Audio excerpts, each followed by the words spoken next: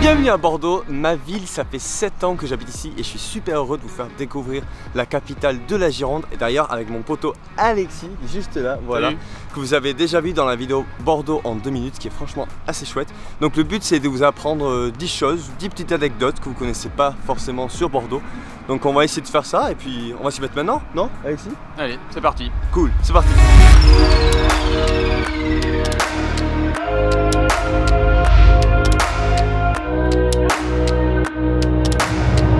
Anecdote numéro 1, ça concerne le pont de Pierre. Alors oui, vous allez me dire, tout le monde connaît le pont de Pierre à Bordeaux, mais saviez-vous par exemple qu'il est creux?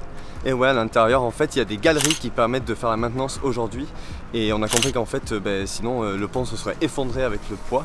Et au passage, je rajoute qu'il y a 17 arches sur le pont de Pierre et qu'il y a énormément de gens qui pensent que c'est parce que c'est les 17 lettres de Napoléon Bonaparte, parce que le pont a été construit sous son règne.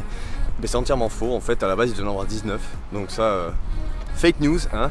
Et la troisième chose que j'ai envie de vous dire sur le pont, c'est que pendant la Seconde Guerre mondiale, les Allemands l'avaient truffé d'explosifs pour couper les liens entre la rive droite et la rive gauche. Mais il y a un petit monsieur qui s'appelle Pablo Sanchez, un guerriero espagnol de 30 ans, qui aurait, selon la légende, désamorcé toutes les bombes et sauvé le pont de Pierre. Sauf que bon, petite partie triste de l'histoire, c'est qu'en sortant du pont de Pierre côté Stalingrad, il s'est fait fusiller. Bon, histoire un peu triste, mais au moins il a le droit à une petite plaque commémorative du côté de Stalingrad. Bon, c'est déjà ça. Allez, on continue.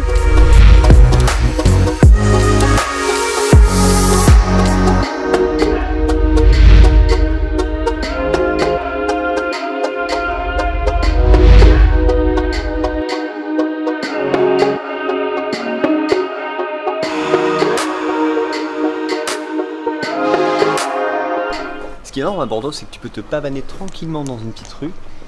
Et d'un coup, tu vois que là, il y a marqué rue du Colisée. Mais en fait, c'est pas un mytho. Regarde.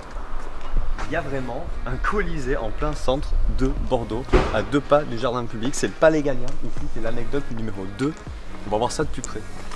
Amphithéâtre romain certainement édifié entre le milieu du 1er siècle et la fin du 2e siècle après Jésus-Christ, le Palais Gallien est le seul vestige encore visible de l'antique Burdigala gallo-romaine. Il pouvait accueillir jusqu'à 22 000 spectateurs venus assister à des jeux, mais surtout à Russell Crowe, ouais j'espère que t'as la ref, en plein combat de gladiateurs. C'est au Moyen-Âge que le monument prit le nom de Palais Gallien, et on dit d'ailleurs que c'est en référence à Gallienne, épouse légendaire de Charlemagne, ce grand romantique. Bon, d'autres sources plus tardives mettent cette appellation en rapport avec l'empereur Galien, sous le règne duquel il aurait été construit.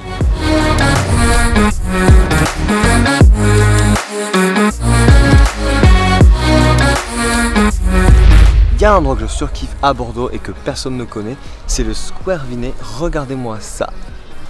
Hop. Regardez, 400 mètres carrés de mur végétal en plein centre de Bordeaux. Voilà, à 2 pas de la place Camille Jullian. Franchement, ça, si c'est pas ouf. Et en plus, regardez Alexis, il peut se reposer. Ça va Alexis?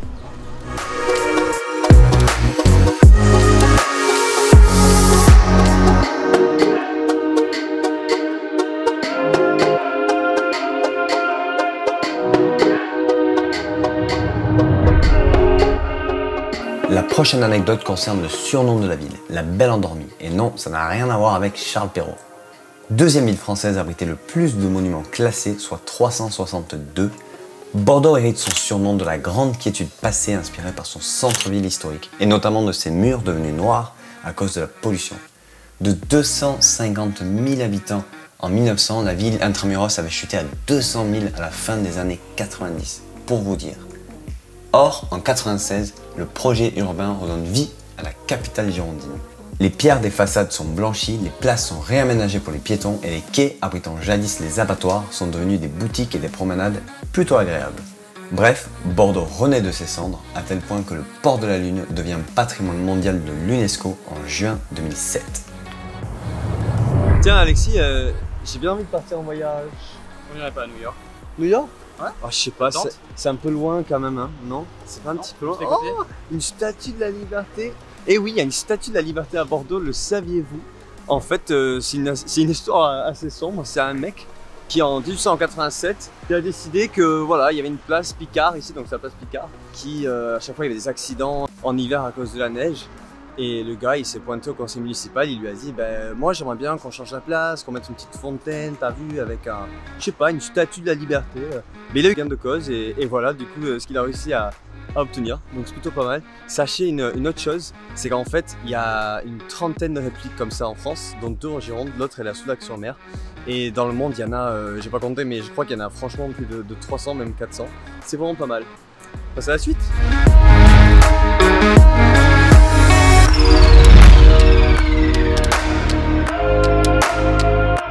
T'as soif Alexis? Toujours. Et bien ça tombe bien parce qu'en fait c'est le bon moment pour vous parler de notre partenaire de cette vidéo. Il s'agit du Dog & Duck qui est situé au 5 quai Louis XVIII. Et croyez-moi, ça vaut le détour parce que là-bas on y trouve des cocktails à n'en plus finir, une grande sélection de bières, baby-foot, table de billard, 7, 6, 8 écrans pour regarder le sport. Donc ça c'est vraiment génial. Et puis surtout des très bons prix, notamment en happy hour. Et c'est 7 jours sur 7. Que demande le peuple? Bref, on se retrouve là-bas. Et trinque pas mec surtout. Pardon. Cheers guys.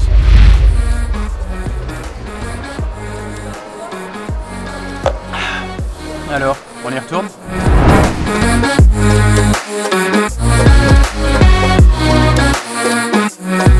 Vous l'aurez compris, on est à Darwin, donc endroit de plus en plus branché de la rive droite.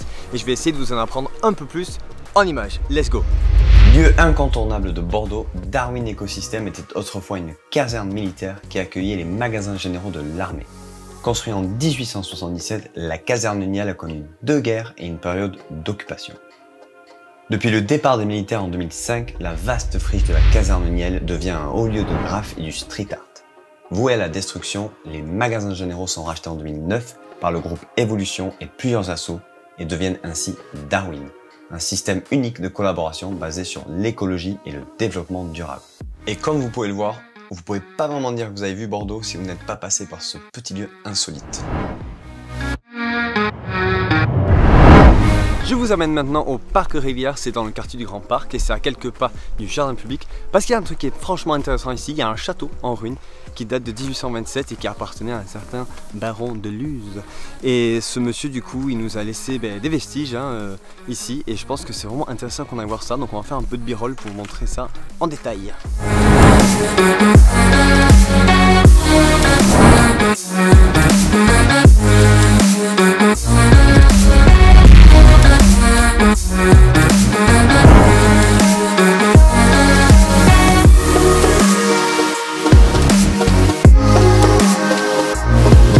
Autre petit fun fact sur ce château, c'est qu'en fait il a été racheté en 1977 par la ville et 5 ans plus tard ils l'ont converti en parc.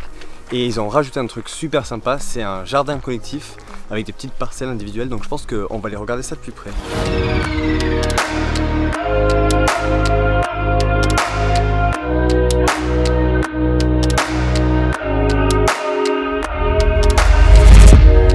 Il y a un truc de ouf à Bordeaux et moi je savais même pas, je pensais que c'était des vulgaires bouts de bois mais en fait non.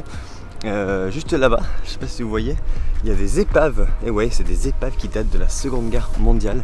C'est un truc de ouf. En fait, les Allemands, ils avaient coulé 200 navires en 1944 pour obstruer en fait le port de Bordeaux. Et du coup, après la guerre, ils ont enlevé la plupart des navires. Mais il y en a quelques-uns qui sont restés. Donc c'est un truc de fou parce que ça coûtait trop cher et que c'était trop difficile à enlever. Histoire de dingue, que à Bordeaux. On continue. Prochain lieu sur la liste, la base sous-marine. Véritable monstre de béton armé, elle a été construite par l'armée allemande pendant la Seconde Guerre mondiale. La ville de Bordeaux a été choisie pour son ouverture sur l'océan, ses équipements portuaires et son éloignement de l'ennemi britannique. Après avoir résisté à plusieurs raids aériens, elle sera désertée par les soldats allemands en août 1944. Laissée à l'abandon plusieurs années avant d'accueillir un musée maritime, elle est aujourd'hui un des espaces culturels bordelais incontournables avec une programmation pluridisciplinaire impressionnante. Au passage, il y a une super expo qui s'appelle le Bassin des Lumières, c'est jusqu'à janvier 2021, donc je pense qu'on va aller jeter un coup d'œil.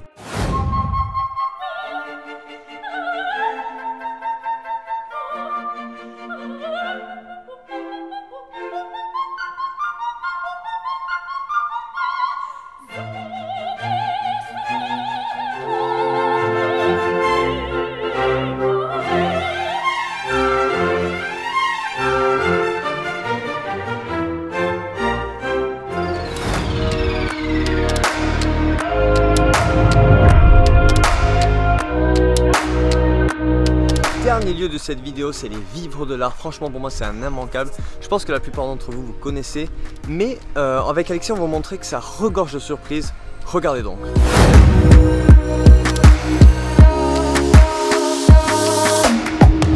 Installés à la croisée des quartiers de Bacalan et de Bassin-à-Flot, les Vivres de l'Art forment un ensemble architectural du XVIIIe siècle classé au monument historique.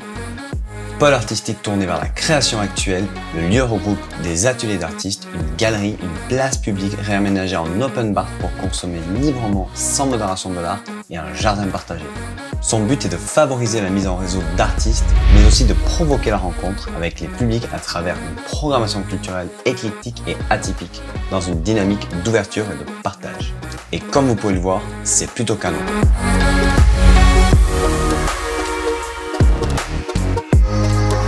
C'est la fin de cette vidéo, 10 choses que vous ne saviez pas sur Bordeaux. Franchement, c'était ouf de faire ça avec mon poteau Alexis. On a rencontré plein de monde et je dois remercier encore une fois le Dog and Duck, le partenaire de cette vidéo. Et pour terminer, regardez, petit sunset, voilà, Pont d'Aquitaine de Lormont, un des meilleurs de la ville à mon avis, donc c'est un petit bonus que je vous donne. N'oubliez pas de vous abonner à ma chaîne YouTube, voilà, il y a d'autres vlogs et d'autres vidéos qui vont venir. Franchement, c'était vraiment ouf de faire cette vidéo pendant 16 heures de tournage. En tout cas, je vous dis à bientôt et stay tuned.